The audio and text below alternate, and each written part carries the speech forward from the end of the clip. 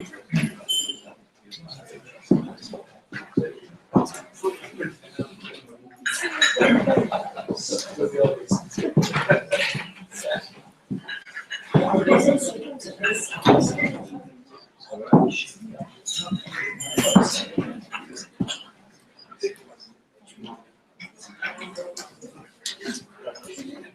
right, everyone.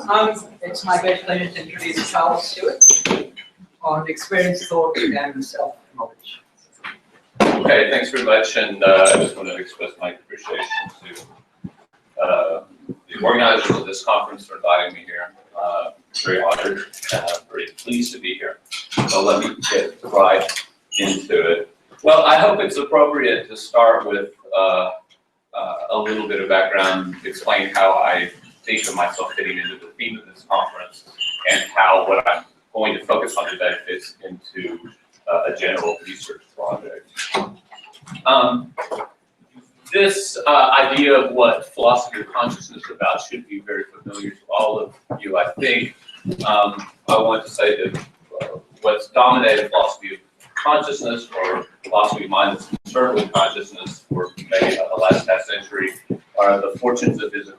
So questions like this, is consciousness something physical? Are all phenomenal states, events, facts, or properties also physical states, events, facts, or properties? Does the physical determine or fix the phenomenal in any sense stronger than that guaranteed by laws of nature that might have been otherwise? Do our answers to these questions put us in a position to explain consciousness? So even if we think that there is this fixing that's stronger than anything that we get from laws of nature that might have been otherwise, does that put us in any kind of good position to explain why consciousness occurs and has the forms it does? And finally, if our answers to some or all of these questions are negative, should we conclude that the occurrence of phenomenal states never explains why anything happens? That's the epiphenomenalist worry that we heard Brand talk about. So that's kind of set the agenda, I think, for a lot of discussions of consciousness. And even when people are talking about other things, it's because of their bearing on this that they're talking about it often, it seems. And I'm going to suggest a different orientation within philosophy of consciousness that addresses this question largely independently of trying either to defend physicalism or refute it. So when Tim introduced the conversation, he said that one way you could have a non-physicalist approach to consciousness is you could be a physicalist. And I guess that's what I'm doing here. Here's a non-physicalist, which isn't the same thing as an anti-physicalist project. What's my overarching interest? If it's not simply that agenda of questions I put up on the other slide, I would say that my overarching interest is understanding consciousness and its place in our minds with respect to what there is to explain with respect to consciousness, the place of understanding consciousness with respect to what enables us to have knowledge or understanding. So how does consciousness figure in our possession of knowledge or understanding? And how does it figure in our values, what has value for us? So I'm using the word us here. Who do I mean by us? Well, at least cognitively unimpaired human beings, but not necessarily only them. So in order to get anywhere with this project, I think one thing I need is what I call an adequate core conception of consciousness.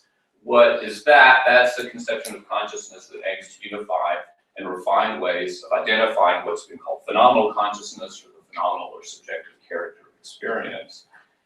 And to do so in a way that's going to leave open certain basic disputed questions about it while still giving us something to work with and answer. For example, it should leave open questions about physicalism. But there are other questions that I want to answer and that I want to have a conception of consciousness that will set the stage for addressing that, again, aren't the usual menu, I think, of questions. Although, of course, philosophers have talked about them and are talking about them now. So this is kind of my agenda. So I'm interested in how, if at all, does the subjective character of experience make it the appearance of something beyond it available for thought? How does the subjective character of visual experience, for example, make it the appearance of something distinct from the appearance that you can think about. How does it enable us to recognize what it makes apparent? How does it warrant our thoughts about particulars and our identification, our classification of them? How is consciousness and the subjective character experience related to conceptual thought and understanding? I'm going to talk about that a little bit today. How is it related to self-consciousness, both consciousness of one's unconscious states and consciousness of oneself? How does it figure in the way we know our own minds? I'm going to talk about that a little bit today. How does it differentiate beings that have minds from the literally mindless? So is the difference between what has a mind and what has no mind, a literally mindless being, does that have to do with consciousness? What sort of value does consciousness legitimately have for us? And to give an example of the kind of things I had in mind here is, how can consciousness legitimately figure in attitudes of empathy, in the irreplaceable value that we accord individuals, and in aesthetic appreciation? These are all the questions. I'm not saying I can answer to all these questions, but they're questions that interest me, and they interest me independently of whether we decide or not that somehow fixing all the facts about the ultimate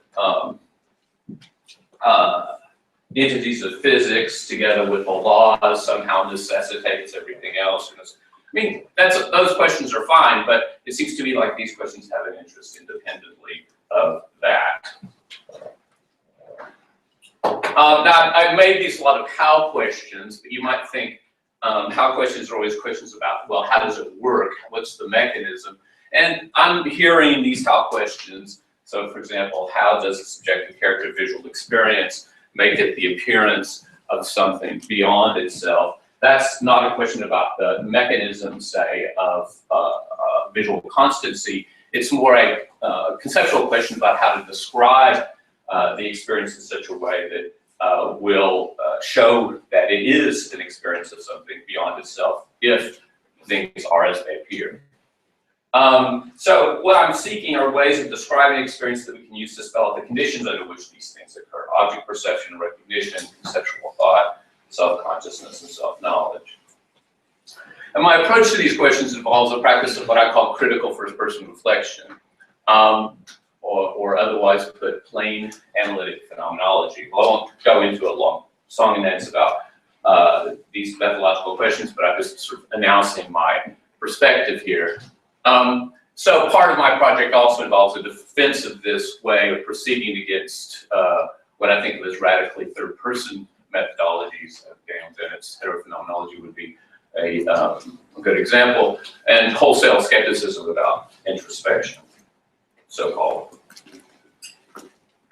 So that's supposed to give you an idea of why I think I had some reason to be here at this conference, and also what I'm about to tell you fits into a larger project. Now I'm going to give you what I'm calling a cross-section of this project, and go into a little bit more detail about some of my ideas.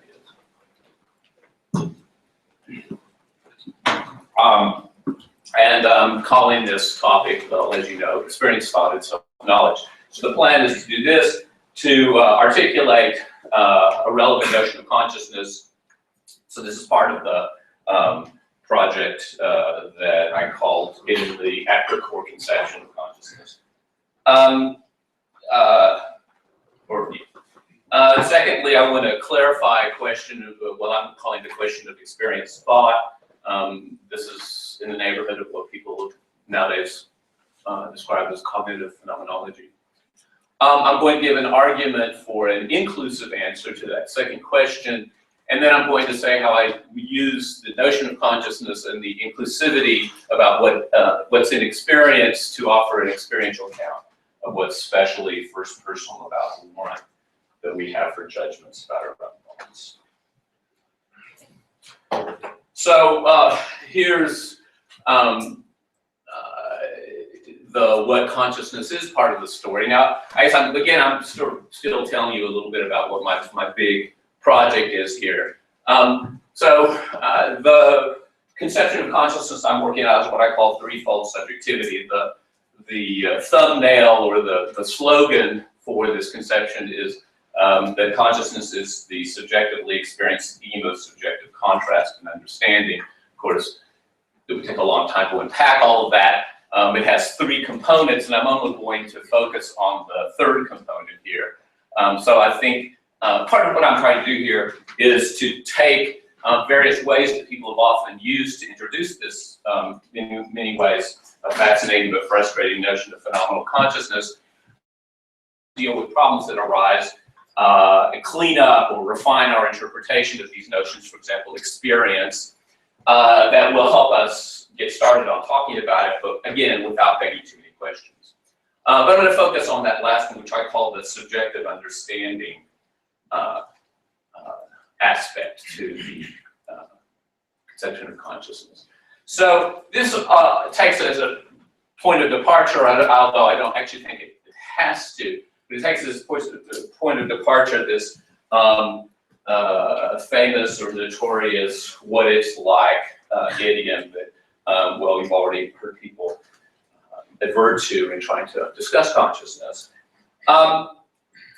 Now, I want to say, so part of what I'm trying to do here is to help us refine our notion of this, the appropriate interpretation of this "what it's like" talk, in a way that will help us to be clear about what we're talking about when we're talking about consciousness. So I think that there is, some people are very skeptical about this "what it's like" talk. They don't like it. They think it's useless, empty. I'm going to speak against that kind of skepticism. I think there is a way of understanding what it's like talk that's relevant to the presence of consciousness. So we understand what it's like in this way when we think the answer to what it's like for a bag of rocks to weigh over 300 pounds may well be there's nothing that's like for the bag of rocks. If you can get that that might seem like an appropriate response to this question, then you're on board with the interpretation of what it's like that I think is relevant here.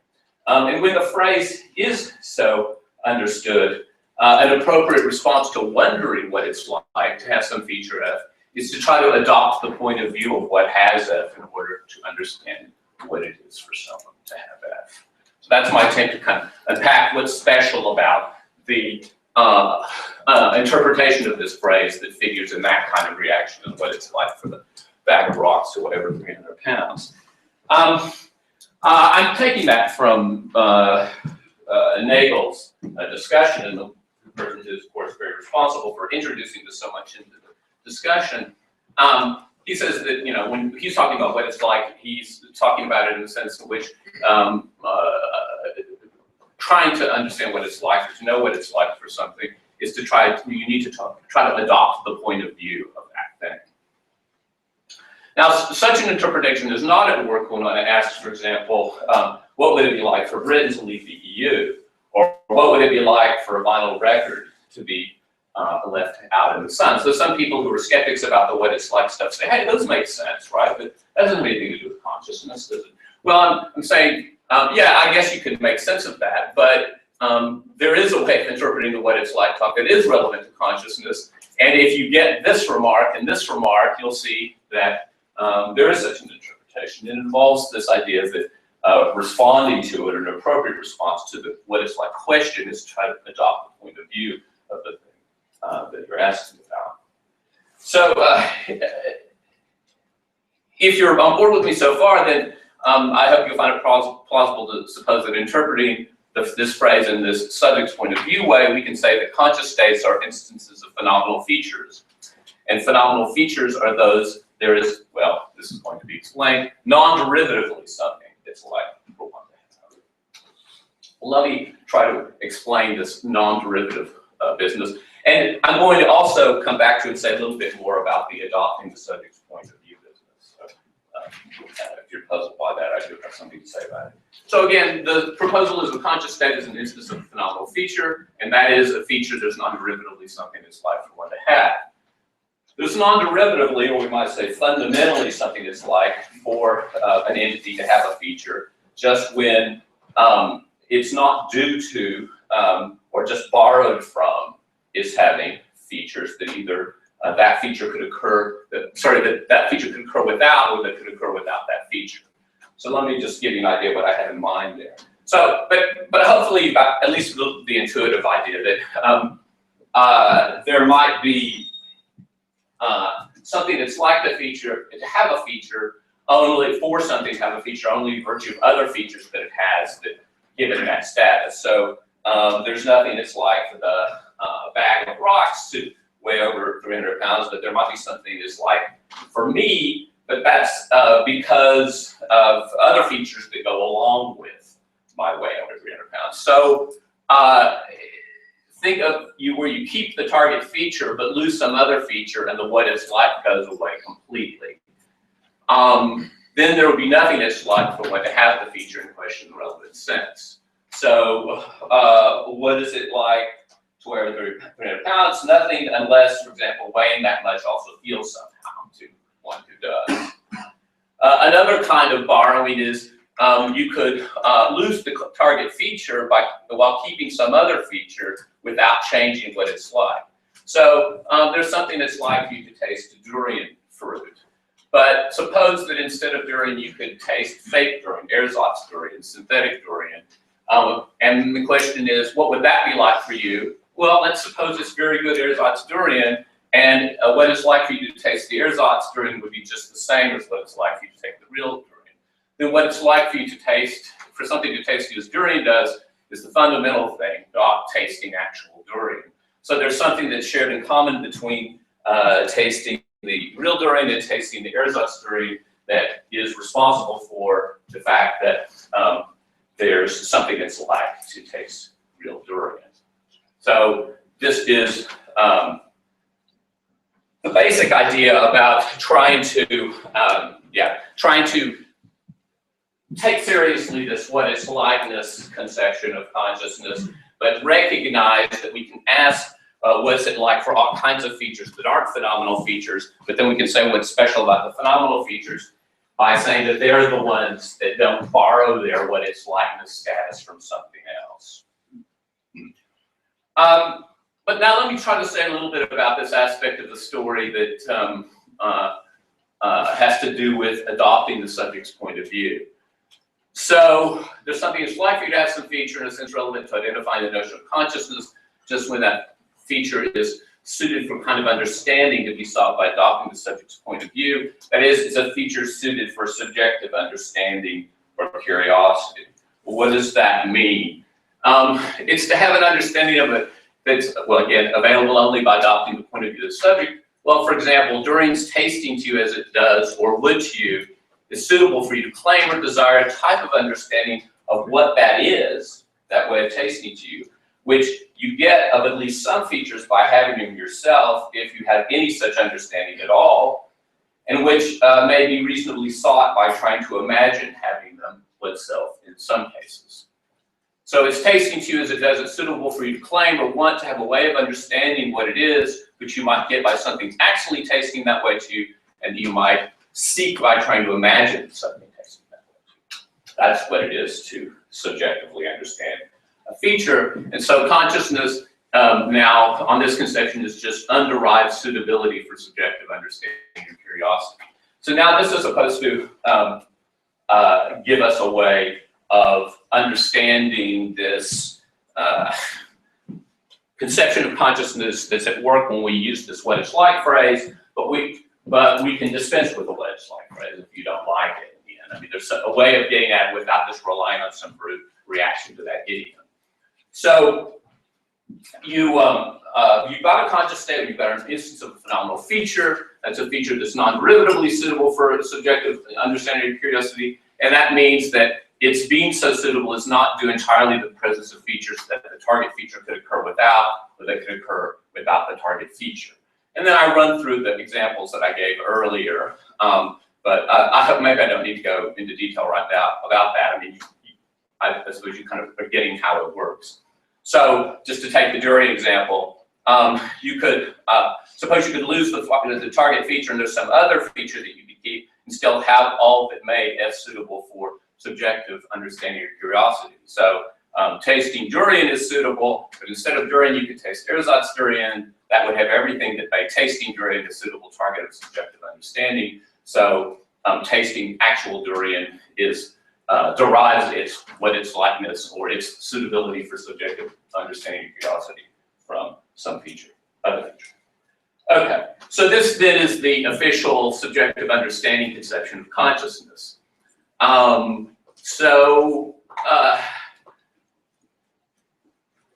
Yeah, let me just state it. So consciousness is an instance of phenomenal feature, non-readily something selected one to have, and that's just the case when it's non-readily suited for one to claim or desire a subjective understanding of what it is to have that feature. What about phenomenal character? Two states differ in phenomenal character just when they differ with respect to what makes them fundamentally suited for subjective understanding or curiosity. Now, I'm doing this for a couple of reasons. One is I'm going to use this conception in the discussion later when I try to give it an explanation of self-knowledge in terms of consciousness. But also I'm hoping to convince you that there's a way of trying to say a little bit more, something that's still pretty metaphysically neutral about what consciousness is, that appeals to this kind of what it's like notion that doesn't involve simply continuing to hope that you can badger somebody into, using that and not just being skeptical about it and say, yeah, there's something that's like for, there would be something that's like for Britain to leave the EU or whatever, so it doesn't do anything. Okay, so now on to the question of experience thought. So we got this, this conception of consciousness. Now what about this issue that arises regarding consciousness and its relationship to thought? Well, this is what the dispute or the controversy over what's come to be called cognitive phenomenology. People have different ways of understanding just what's in their dispute here, and that's part of the problem and why it makes it difficult to talk about. I'm just going to present my way of understanding the issue and see if you can at least, if I can at least get you to accept that there is an issue. You can phrase it in terms. You may want to think there are other issues, but this is the one I want to talk about. So there's a contrast between what we might call restrictive views and what we might call inclusive views about the relationship between consciousness and thought. The restrictive views hold that whatever phenomenal character is associated with thinking, this is exhausted by or restricted to a sort that could be had without conceptual understanding that's involved, of the sort that's involved in thinking. So it's exhausted by the phenomenal character that you could have only with purely sensory states that have non-conceptual or low-level content. An inclusive view, by contrast, says that phenomenal character of thinking includes a kind that can be had only with the conceptual understanding that's involved in thinking. How one episodically thinks or how one currently understands expressions are included in or fully a part of what is subjectively experienced by us. So that's a kind of a first pass at the issue. How much is in consciousness or how much is part of experience and is thought part of it in this conceptual sense. I'm going to try to be a little bit more precise about what the issue here is in a minute, but you might wonder, before we get to that, why we should even care. I think that it has potential implications for a lot of things that are philosophically significant.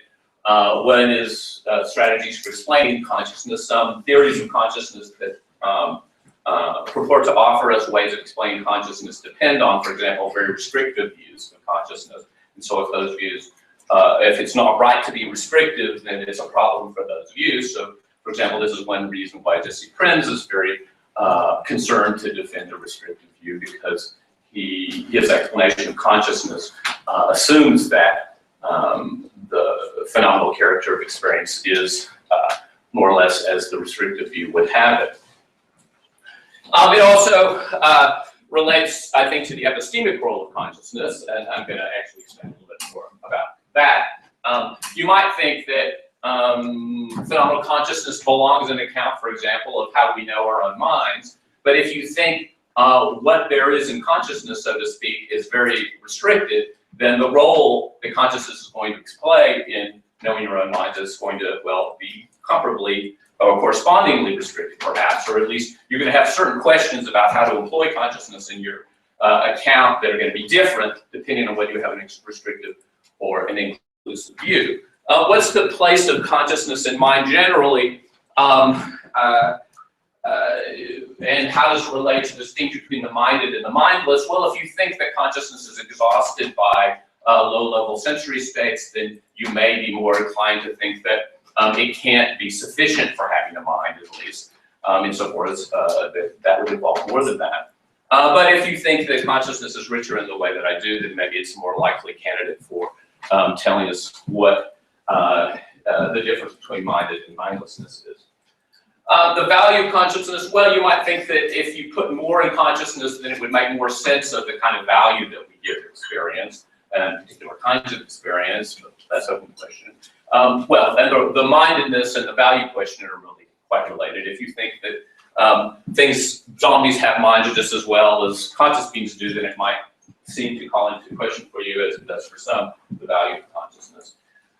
It also, this question I'm going to be discussing raises kind of methodological issues about the nature and proper use of first-person reflection or introspection. It seems to play a role in this. There's a lot of questions about the legitimacy of that role, and if not that, how else we might address these questions. Okay, now more on how to frame the issue. So this is the way I'm going to do it. I need some kind of distinction, I think, between sensing and thinking if we're going to talk about whether or not consciousness is exhausted by the kind of character that could belong to sensory states that we could have without conceptual understanding. What do I mean by sensory features? Well, I'm going to give you something like a list account of that, and I think for my purposes that's okay. Sensory features are those found in activity of very standardly recognized perceptual modalities, along with bodily feelings of pain, pleasure, cold and warmth, and kindred sensations, plus whatever analogs of these there might be in imagery.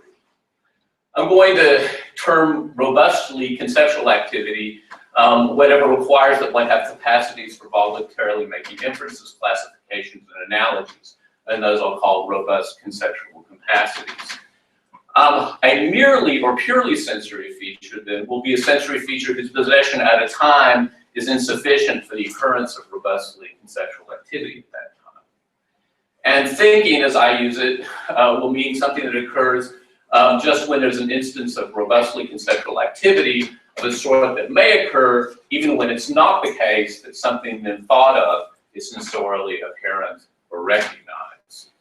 And I'm going to use the phrase understanding expression in such a way that any occurrence of understanding expression is going to count as a case of thinking in that sense. So that's my terminological framework.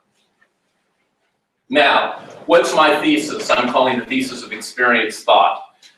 It's as follows. Common differences in phenomenal character suffice for differences in how you're understanding words when you utter or hear them, or in how you're thinking of something, where understanding and thinking are interpreted as in the previous slide. So this implies that commonly when your subjective experience changes in kind, your conceptual activity changes in kind, and that is not merely contingently so. So given what it's actually like for you to understand, there's no legitimate way to hold that completely constant while stripping away from it all understanding or switching out actual differences in understanding for different ones. So the idea is, look, there's such a thing as a current understanding. You're following, I hope, what I'm saying as I'm talking right now. Maybe thoughts are occurring to you as I'm speaking. Now, take what it's like for you to understand what I'm saying as I'm saying, or for those thoughts to occur for it. Try to hold that constant, but take away all the understanding and conceptual thought. Can you do that? My claim is that doesn't make sense. You can't get rid of thought and understanding and hold the subjective character of your experience intact. That's in the one way of saying what the thesis of experienced thought is. So what makes ways of currently understanding expressions or thinking suitable for subjective understanding, this refers back to my conception of this, doesn't entirely derive from features you can have in their absence or in the presence of quite different understanding. So I just want to say a little bit about, just distinguish this from theses which it might be confused with. So sometimes people say the issue is whether or not there's some kind of non-sensory phenomenology. But that's a little bit ambiguous, and what I just said doesn't entail that there's non-sensory cognitive phenomenology. If that means that experiences of thinking have phenomenal character that could occur unchanged in the subject who had no sensory states, or in just any old combination of sensory states, Now you might think that, you might have that view about cognitive phenomenology, but it doesn't follow just from the thesis of experienced thought. So that thesis could be true even if the phenomenal character of every experience of thinking or understanding is inseparable from some sort of sensory feature. Now, the thesis does entail that experiences of thinking have a subjective character that occurs in subjects who aren't sensing what they're thinking about. But it may be that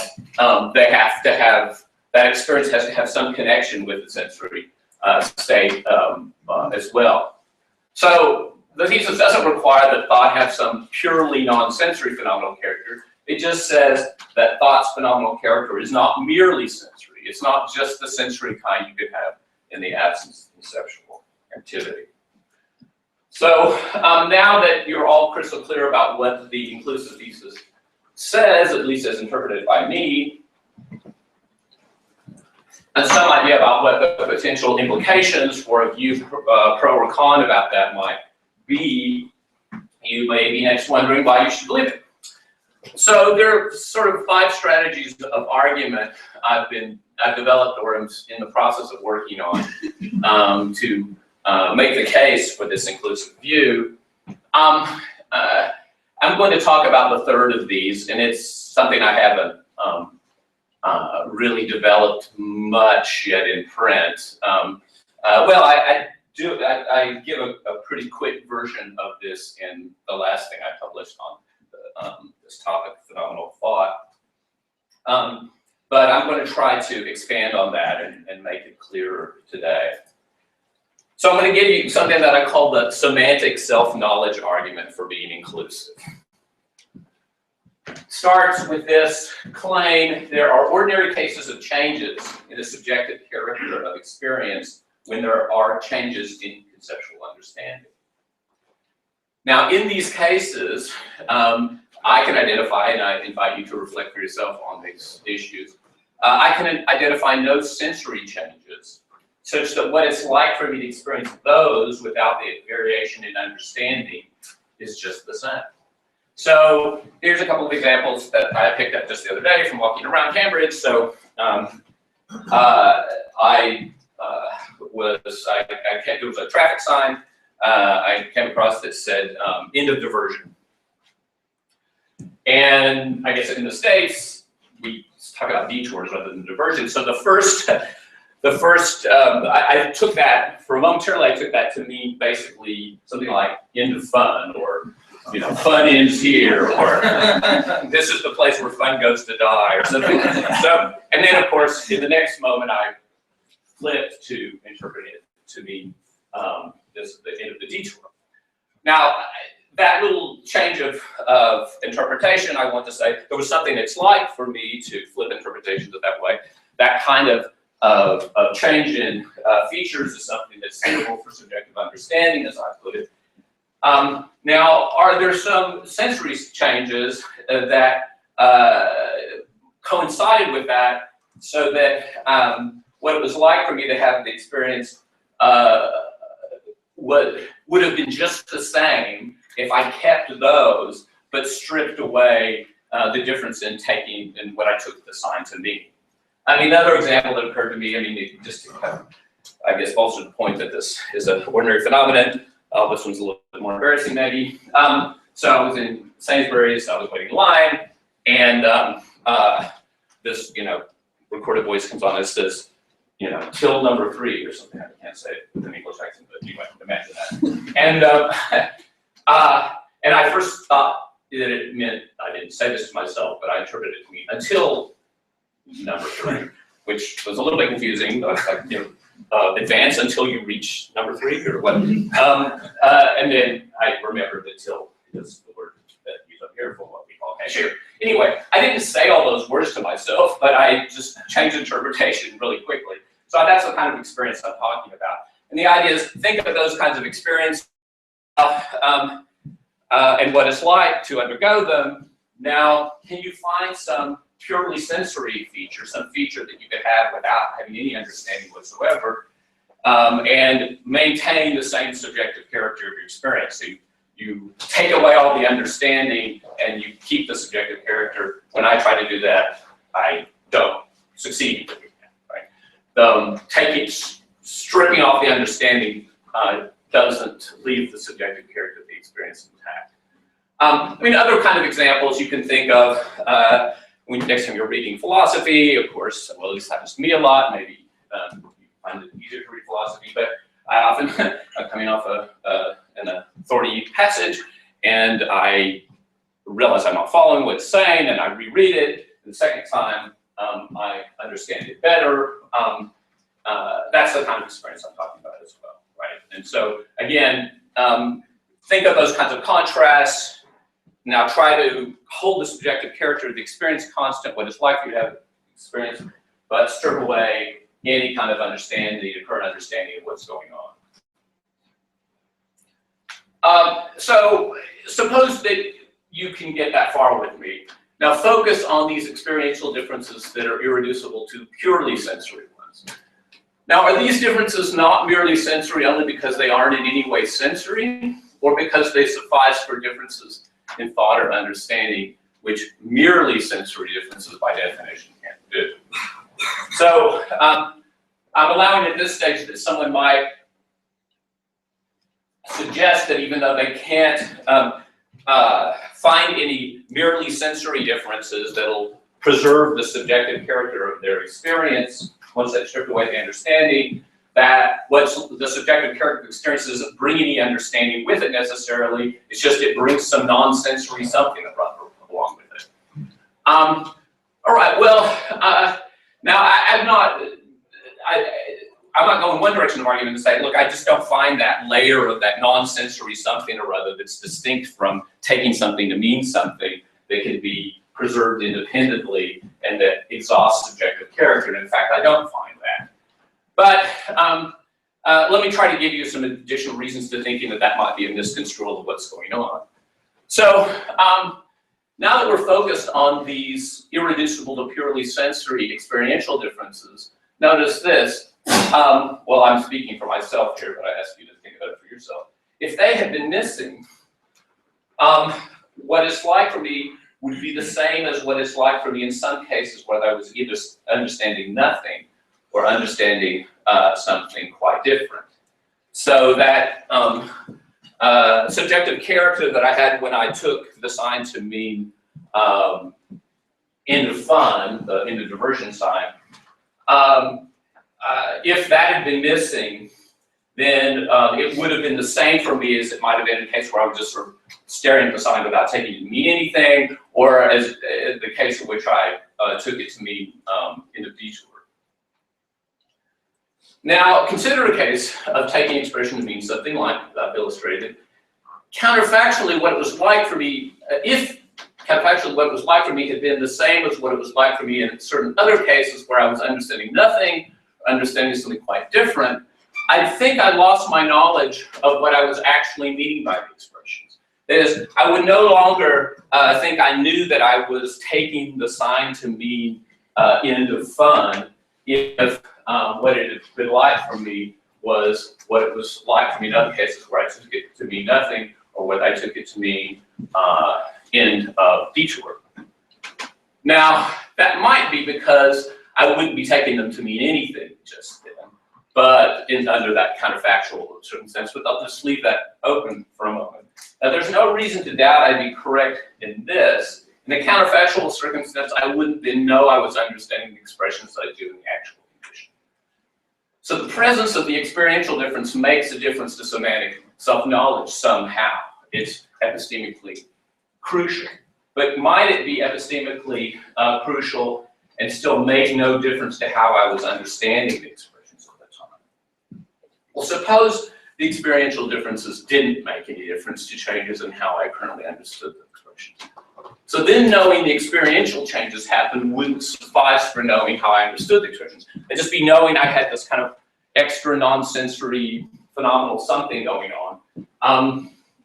But that wouldn't suffice. Knowing that wouldn't suffice for knowing that I was taking the sign to mean end of fun. So then something would need to be added to get the semantic self-knowledge that we agreed in 5 would be lost when the experience changed. But what's available to me to know in this situation that I wouldn't already have? doesn't seem to be anything for me to available for me to subjectively, but how I was then understanding the expressions.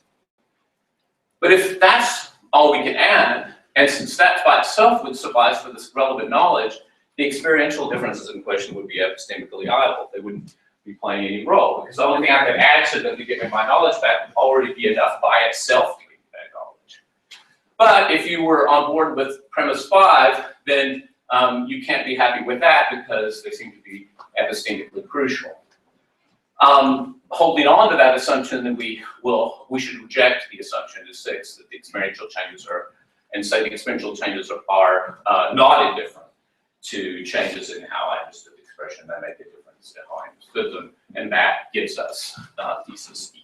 Okay, so that's the semantic self-knowledge argument. Now you might be wondering if you agree with the semantic self-knowledge argument, or for other reasons you believe in thesis E, what does that have to do with content? I've been framing the whole issue in terms of differences in how you understand expressions or ways of thinking of things, but there's this term content that we like to use a lot, and how does it relate to that? Well, this is at least the way I'm thinking of the relationship to start with.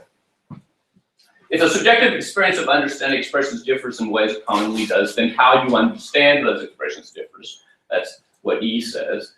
Now, if how you understand those expressions differs, then what you were thinking by understanding them somehow differs. That's offered just as a plausible conceptual linkage between ways of understanding and what you're thinking when you're understanding expression in a certain way. Now, if what you're thinking differs somehow, then the content of your thought somehow differs, because one intuitive notion of content is just, well, it's what you're thinking when you're thinking.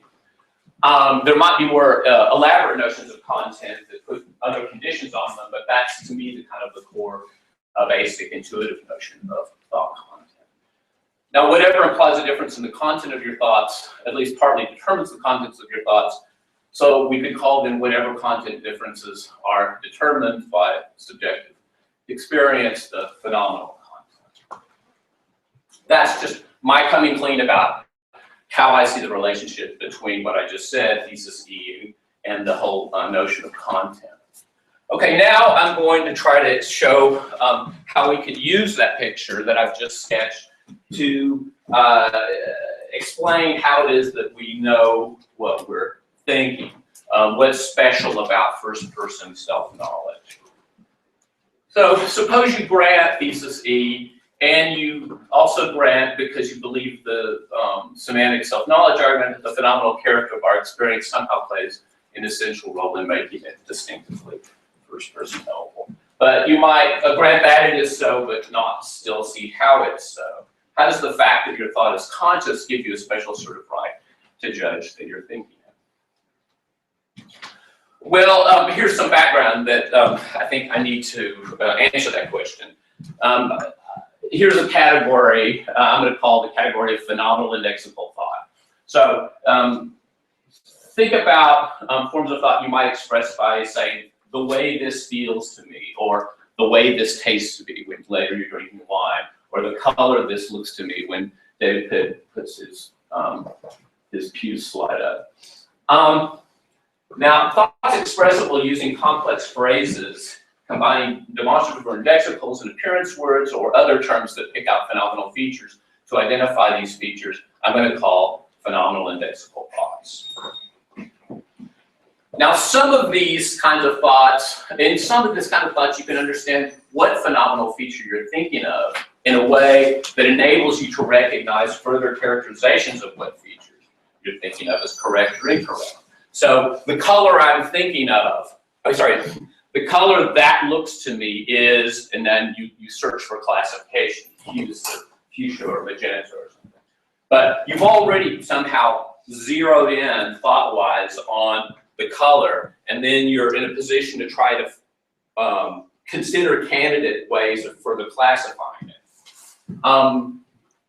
You can do that with phenomenal indexical thought, with at least some kinds of phenomenal indexical thought. You can identify the features for recognition, let's say. Well, you can recognize that magenta is the right way to complete this phrase. The color this looks to be is magenta, or puce as the case might be.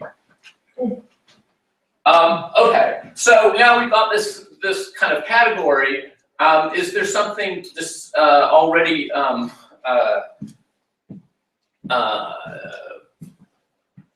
purely first personal about this? Well, I can not only talk about the color this looks to me, but I can talk about and think about the color this looks to you.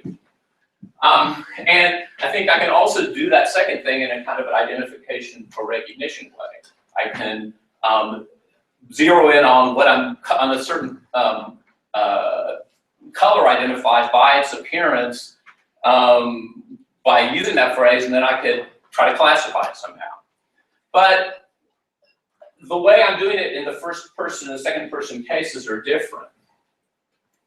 I mean, one way of seeing that is to realize that it can be both true and informative to find that the color this looks to me is identical to the color that this looks to you, and that isn't because I discovered that I'm you. But more importantly, this is going to be the crucial feature for the story, is when I identify for recognition some phenomenal feature in first-person phenomenal lexical plot, I inevitably have the feature identified. And that's not true in the second-person case. So there's a type of first-person thought about experience that's essentially dependent on one's actually having that experience. To have the thought, the thinker must have the very phenomenal feature identified in the thought. So this goes back to the theme of Helen's talk yesterday. But why believe that? Why believe that there are these thoughts you can only have if you have the feature that's identified and self-attributed in the thought? Well, I now appeal to my earlier account of what a phenomenal feature is. So recall what they are. They're features fundamentally suited for one to claim or desire subjective understanding of what it is to have them.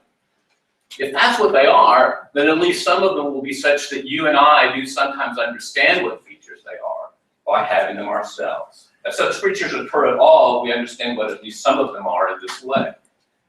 But now, and here I'm going to appeal to my identification for recognition story, if we didn't have such features when we identified them for recognition in first-person thought, then we would never understand what such features are by having them.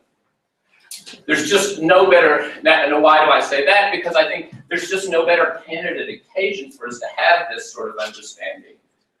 For me to have this understanding, if I don't subjectively understand what it is or something to look to me the way I identify when I think the color this looks to me. If I don't have it then, I'm never going to have it. Right? Just the idea. Because it seems that in those kinds of situations, when I'm thinking this identification for recognition thought in the first person,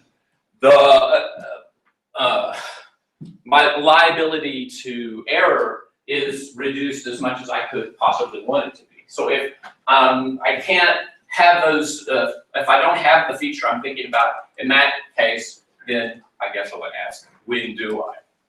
So grant me then that whenever you identify phenomenal features for recognition in first-person thoughts, you actually have them. Well, I think I'll skip this slide because it's taking too much time. This is another one of those, hey, don't think this means this other stuff slides. So. Okay, now I've been using it as an example, this kind of phenomenal lexical thought in which you identify phenomenal features for recognition with respect to sensory phenomenal features. But of course, it was part of the point of my story that purely sensory phenomenal features do not exhaust the class of phenomenal features. So how does it work in the case of what we might call cognitive phenomenal features? I want to suggest that parallel to the way I can think of sensory phenomenal features as, for example, the way this looks to me, I can think of and identify for recognition a cognitive phenomenal feature as what I'm thinking. So I can think of what I'm thinking, and if I'm right, and in the thinking I'm thinking about is phenomenal thinking, then I can, in a similar way, identify such a feature. Here's another example from my walk around Cambridge. So I was walking down by that river, and I'm getting dry, hold on. There was a woman coming towards me down the path, and she made this funny noise, and you know, I was struck by the funny noise, and then she came closer, and I heard her make it again, and it was like a was like a sneeze, but well, okay, what she was doing. She was going, chew, like that. And I was struck by this. And now, what was I thinking about this? I mean, I was somehow, a thought struck me about this. I spent, not very long, but maybe too long, trying to, articulate what was striking about that weird noise. And I guess what struck me weird is that it was almost like she was pretending to sneeze, right? But it was a substitute for a sneeze, where she's using like a cartoon expression for a sneeze. But why would she be pretending to sneeze? I mean, it must have been a real sneeze, but she sneezes. It was like coming across a dog that would bark by saying, bark, bark, bark. Like, that doesn't ever happen. Anyway, so it was confusing. But in order to, engage in this little reverie, I first had the thought, and let's say I thought of it as what I'm thinking, and then I tried to unpack or articulate what I was thinking.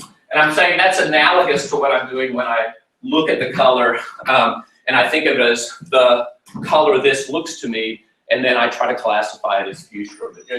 It's analogous, but it's not exactly the same. But I do want to say that some of the apparatus still carries over. Okay, so, that first premise then is just what I just said. Okay, but now, since the feature is phenomenal, given my earlier story, I understand what feature I identify and would understand what I mean by what I'm thinking in that context only if I actually have the feature. So that was the burden of the previous argument, was to establish that when I think of features in this way, I actually have them. Now, I'm entitled to the default presumption that I do understand what I mean, and so I have warrant for judging that I do have the identified feature when I think of what I'm thinking.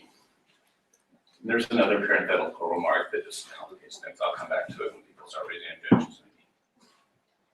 Now, since this way of thinking, being phenomenal, is a feature I in fact have, given that I'm thinking of it in this identifying for recognition way, and since it is a thinking, to say how I identify it beyond just how I'm thinking is also for me to give it expression, to express a thought. Now, when I came up with these slides, I wasn't thinking about the weird cartoon sneeze example, but I was trying to figure out what to advise my student. So what I'm thinking is what I should advise my student. This identifies a cognitive phenomenal feature, and this gives at least some expression to the thought. Now, could it be that I'm incorrectly expressing my own thoughts? Look, I know I have the feature that I'm identifying by this part. Am I then incorrectly expressing it when I add this part? Well, only if my understanding of what I was saying was perhaps momentarily defective or inadequate. I misspoke, or that's not quite the right way to put it. But I'm entitled to assume my semantic competence in the absence of reason to doubt it, so I'm entitled to judge what I'm thinking about, what I'm talking about, when I say what I should advise my student. Thus, I am warranted in judging that I'm thinking about what I should advise my student. Now, that's an ordinary example, but of course, this wasn't supposed to be an amazing piece of self-knowledge. It's everyday self-knowledge, but the idea is that consciousness is involved in our everyday self-knowledge. And sometimes our everyday self-knowledge is important. But now, what about, what I'm thinking about is what I'm advising my student. But I don't just think of this as thinking. I have some way of further classifying it. I was wondering what I should advise my student, for example. The next step in the argument is to acknowledge that I wouldn't even understand what I meant by terms of various species of thinking if I were neutral about whether any episode of thinking I judge myself to experience is also, for example, a supposing or an imagining or a doubting or wondering or thinking that something is in other words, a judgment. So in the absence of reasons to doubt that I understand what I'm saying, I have warrant for judging what and how I'm thinking, judging that I'm wondering what I should advise students. So because my very understanding of what I mean by wondering whether commits me to the judgment that in a given case I was wondering, in the absence of reason to doubt it, because I maybe don't properly understand or not think about what it means to wonder something, then I'm entitled to stick to that judgment. Okay, so this is the sort of look back final slide. So I've been proposing an approach to philosophy of consciousness that accompanies more than what I'm calling the physicalism, anti-physicalism scrummage, oriented by questions about what consciousness is and what forms it takes, posed in the interest of determining what there is to explain with respect to consciousness, how it figures in mind and understanding, and how it figures in value. And those questions can be addressed responsibly by means of critical first-person reflection. And I've offered a slice of this. First of all, what it's like conception of consciousness can be interpreted in terms of suitability for subjective understanding and curiosity. I've shown how to do that. And I've argued that its role in semantic self-knowledge supports the view that conceptual understanding is experiential. We should be inclusive, not restrictive. And these taken together can give us the materials for an experience-based account of the warrant had for reflection on one's own thought. So this is, now of course you may disagree, or you probably will have all kinds of objections to what I've done here, but I guess the one thing at least I want to accomplish here is to show you that there is something else to do philosophically with consciousness besides, ask whether physicalism is true and what follows either way. And that was supposed to be an example. Thanks.